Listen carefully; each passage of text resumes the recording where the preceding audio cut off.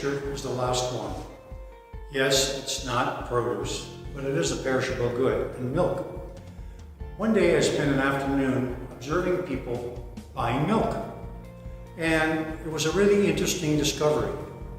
What I discovered was very, very clear. The only thing that matters in milk is the freshness date. If you'll notice, there's different freshness dates in these containers that are in the display. And every consumer, every single one, male, female, I think I watched 70 or so, or 65, all of them looked at the date first. Then they made changes. And 90% of them put the old date back and brought the freshest stuff, put it in their cart. Conclusion, freshness matters.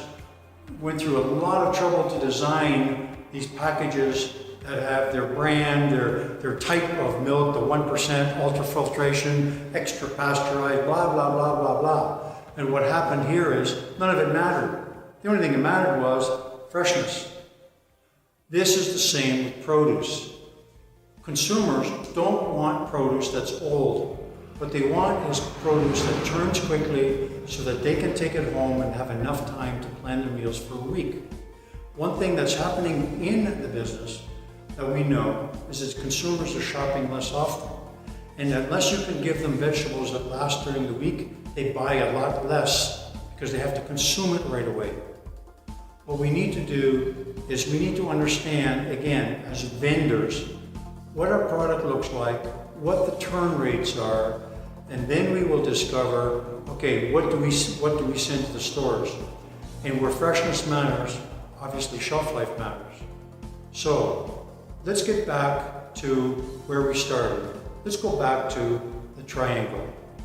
And now that we've shown you all the different kinds of clients that you're going to run into and why it's important that you see what they do at the individual stores and individual displays, I want to come back to this triangle. Merchandising, marketing, brand. Now the key is execution. And execution works between merchandising and marketing. Okay? When you saw the photos, you saw all the different kinds of displays, all the different ways that your customers, put their product out there for their customers to see. Now you'll understand why it's critical that your marketing program and your branding program actually matches the type of merchandising that's going on in the trade. Okay? It's difficult to understand why you're merchandising on top, because how do we execute when you have no control? And the way to execute is we all have inventory that's of variable quality and variable age. Everybody uses the common FIFO method, first in, first out. Doesn't matter where it's going, that's the product that gets loaded is next. Okay? What you see now is, what I've shown you with the photos, is that it's really, really important to segregate your inventory as much as you can so that most of the time you're able to deliver exactly what your individual client wants. And you have to manage your inventory and your logistics differently. And that is very, very doable. But you have to rethink of how you manage your inventory.